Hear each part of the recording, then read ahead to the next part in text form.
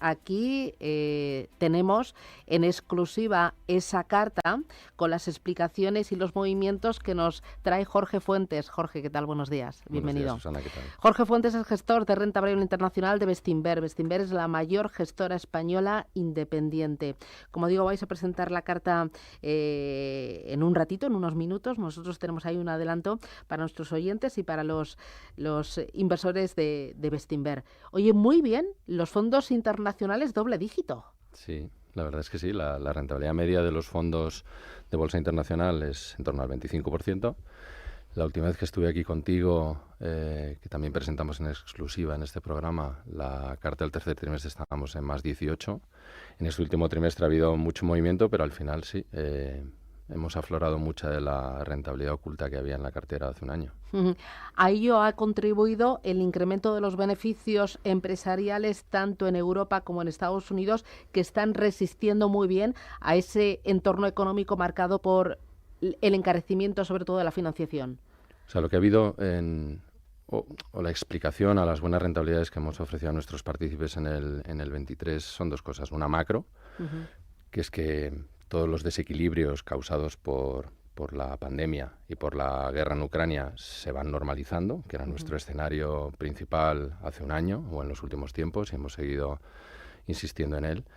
Y la otra es la diferencia que había enorme entre la valoración de las compañías y el precio al que cotizaban. Entonces, cuando tú tienes un entorno macro que se ha empeñado en negar el consenso tan pesimista que había hace unos meses y además compañías buenas, líderes en sus sectores, bien gestionadas, cuyos resultados, como tú bien decías, han sido, la verdad, que mucho mejores de lo esperado, con valoraciones de partida, que esta es la parte más importante, súper descontadas, pues hemos tenido esas rentabilidades del 25% que estamos muy orgullosos y muy contentos de habérselas ofrecido a nuestros partícipes. Por el lado macro, ¿ese buen entorno macro va a continuar en 2024 o teméis que una recesión económica o unos tipos de interés más altos durante más tiempo dañen esos beneficios empresariales? O sea, nosotros no somos analistas macro. El consenso macroeconómico suele hacer, lo que suele hacer es extrapolar el pasado reciente. Y lo hace de manera muy ilustrada, pero en el fondo a los que invertimos en empresas no es que no nos importe. Utilizamos el entorno para comprar o vender empresas cuyo precio y valor divergen de manera acusada, que es a lo que nos dedicamos.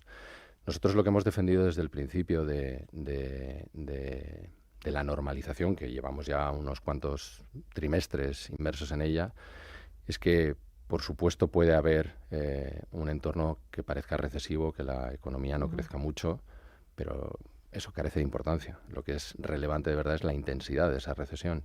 Y ahí es donde nosotros creemos que la solvencia del sector privado, la solvencia del sector financiero y las políticas fiscales, que por ahora siguen siendo razonablemente expansivas, hacen que no se pueda ser, primero, muy dogmático con nada, que ese es el entorno en el que estamos, que sigue siendo confuso, por decirlo, volátil, y segundo, no se debe ser especialmente negativo. Como te decía al principio, no somos macroeconomistas. Entonces, lo que sí tenemos claro es que si al final la desaceleración económica continúa intensificándose, que ya la estamos viendo, pues los tipos de interés no tienen ningún sentido que estén donde están.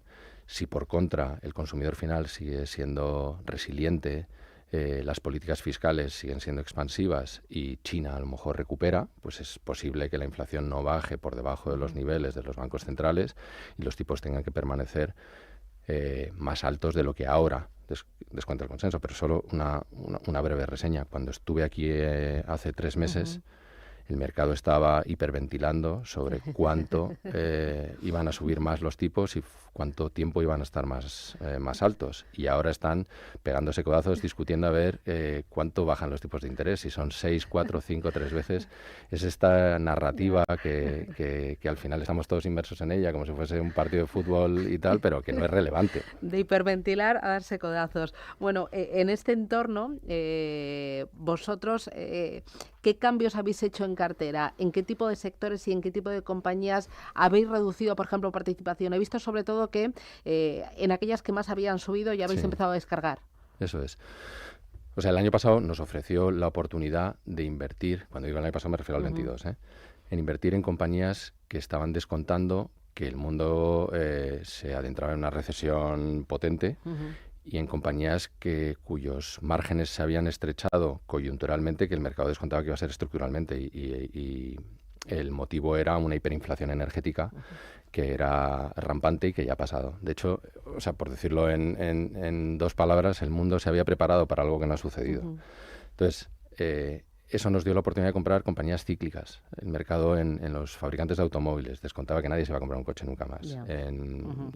Descontaba que nadie se iba a comprar una gabardina o una pieza de joyería nunca más. Y estoy hablando de Stellantis o de BMW o de Pandora o Inditex. Y lo mismo era en algunas compañías tecnológicas que el año anterior habían caído 50, 70 y que estaban cotizando a valoraciones que no habíamos visto en más de una década.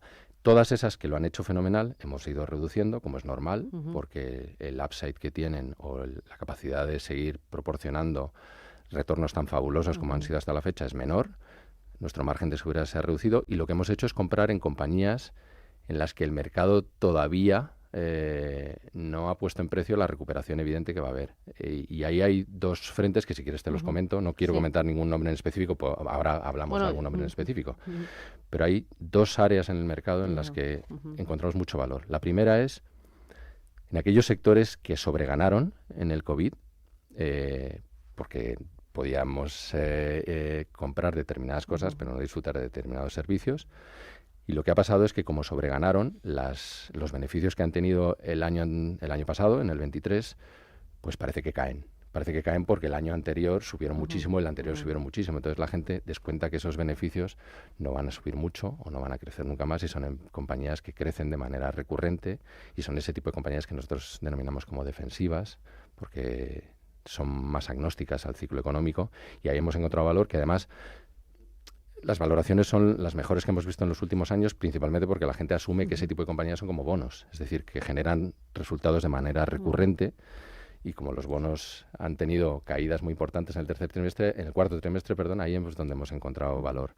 Y luego en compañías en las que hay un exceso de inventario en la cadena de manufacturera por ese exceso de demanda que hubo en el COVID de determinados productos y que hasta que no se limpie la gente no quiere invertir ahí. Nosotros ahí creemos que hay valor también. Habéis incrementado en compañías, yo digo nombres propios, en un Shell, en un Heineken, en un BMW, en los ítems magníficos. Antes tuvisteis Meta, recortasteis Meta. ¿Tenéis alguna de los ítems magníficos? Hay carteras en las de Bestinver, en las que, aparte de Meta, que sigue estando en todas las carteras y que creemos que sigue siendo una compañía que va a ofrecer unos retornos fabulosos para sus accionistas en los próximos años, en las que está también Google.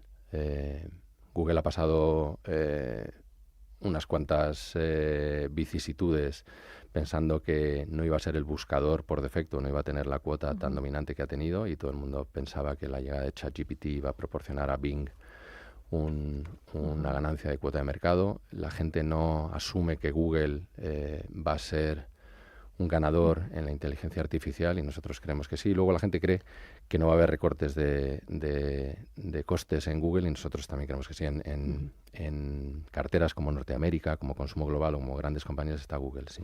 ¿En la cartera internacional pesa más Estados Unidos que Europa? No, 2/3 es Europa.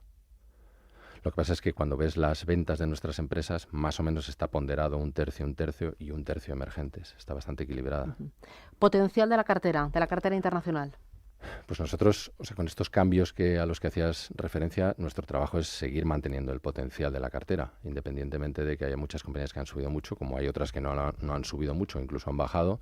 Nuestro trabajo de reciclaje es ese, el de cosechar y recolectar pasados unos años.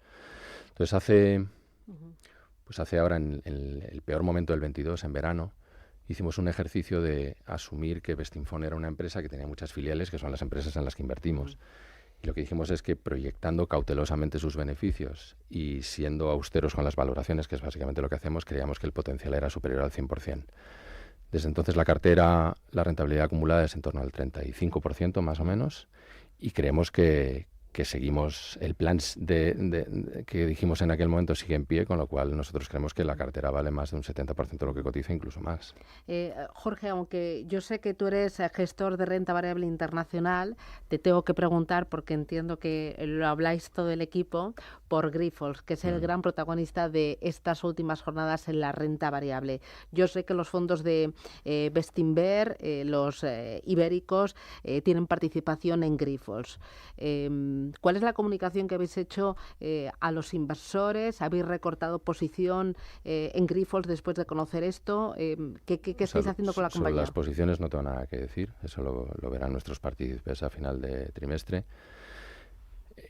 A ver, lo primero de todo es que en Grifols la tesis, a la luz de lo que hemos visto del informe de Gotham, no ha cambiado. La tesis es que la mejora operativa del negocio es evidente. Han pasado un periodo de inversiones muy potentes, orgánicas e inorgánicas, que no generaban resultado y ahora lo van a generar. Además vienen dos proteínas muy importantes, es decir, el negocio va a ir a mucho mejor de lo que iba en los últimos 24 meses. Esa es una parte de la tesis. La segunda es que esa mejora en el negocio operativo va a permitir a la compañía desapalancarse, porque va a generar mucha caja porque invierte menos.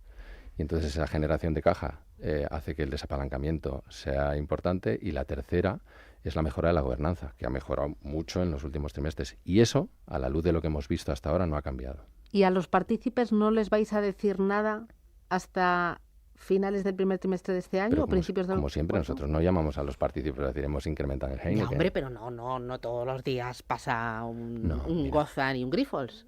Ya, pero vamos, al que se le llama se le cuenta cuál es nuestra tesis, que lo conocen perfectamente. Y luego, yo creo que es algo muy importante. Ahora mismo Grifols es una hoguera y Bestinver, que somos inversores a largo plazo, inversores en valor, no vamos a echar más fuego o más leña al fuego que hay montado, desde luego.